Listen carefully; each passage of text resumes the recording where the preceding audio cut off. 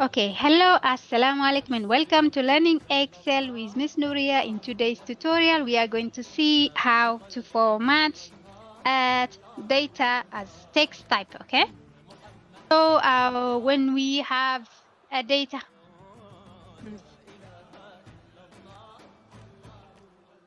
okay, so when we have a data of type text, that could include a name of a person or an object or a place.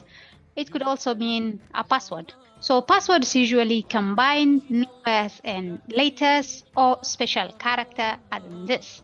So just for today, I will show you how to format, but this will be useful in the future when we are dealing with advanced Excel tutorials, such as making forms. In that case, defining or applying specific format for each data will be very useful. So what I'm going to do is select this, okay, in this case, because both of them, I want them to be as type text. After highlighting this, then I am going to select text type, okay? So if I don't see that here, just click here. And yeah, as you can see, text. So that's how we set it, okay? So this is set as data type text. Even this one is set as text. Okay, that's it for today. Thank you for watching.